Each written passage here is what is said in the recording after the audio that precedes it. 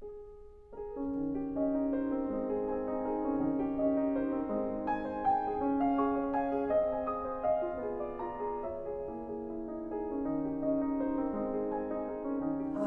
I'm Judith Choate, author of A Reader's Cookbook. We're going to make today a cherry soup. Cherry soup, you might say, what is that? Throughout Eastern Europe, fruit soups such as cherry, could be melon, are very, very popular summer cold soups. Today we were going to use real Bing cherries, but cherry season has ended, and as I tell readers in the Reader's Cookbook, you can use canned or frozen cherries. I'm going to use canned Bing cherries today, so it will alter the recipe somewhat.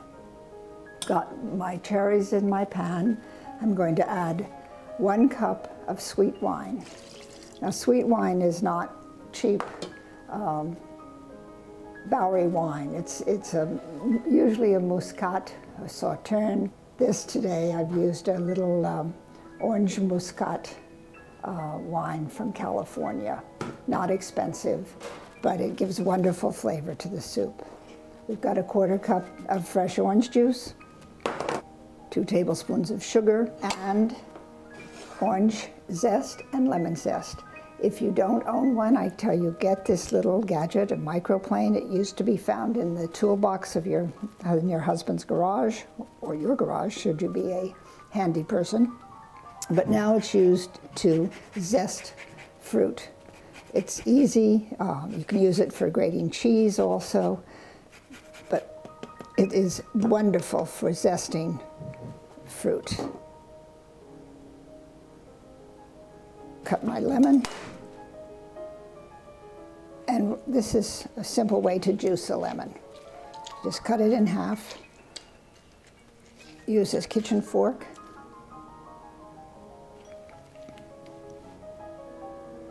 And you've got a good amount of juice there. I need a tablespoon of juice. I'm going to pour it through my fork so that I don't have to worry about getting pits in the soup.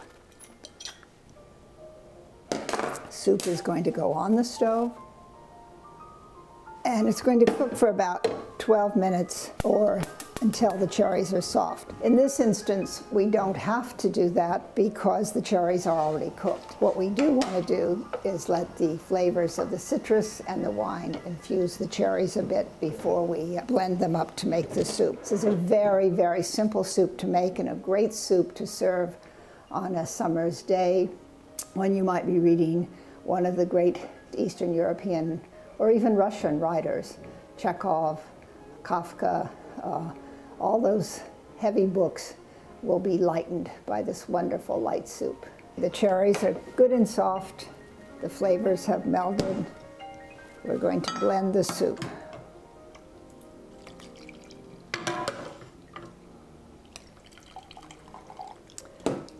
We're going to reuse the cooking liquid.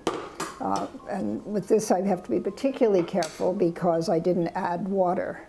So we're going to need a good amount of the liquid to smooth out the soup when we puree the cherries. Let's see, I'm going to add about a 1/2 cup right now.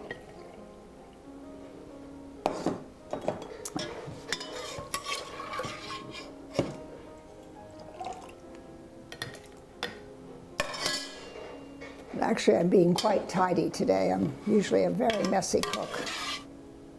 So if you are too, just know that we're all in the boat together. I'm going to try, we may have to add a little more liquid. The thing about cooking is sort of like writing. Sometimes you have to do things twice to get the whole gist of the idea. So we're going to do this once. We're going to pour it into a container because we're going to have to chill it. You can leave it in the refrigerator for at least a 1/2 hour, but it can be 2 to 3 days. You just want it nice and cold. Our cherry soup has been chilling all day. We're going to get ready to serve it, so we'll have a wonderful chilled soup for our evening book club reading.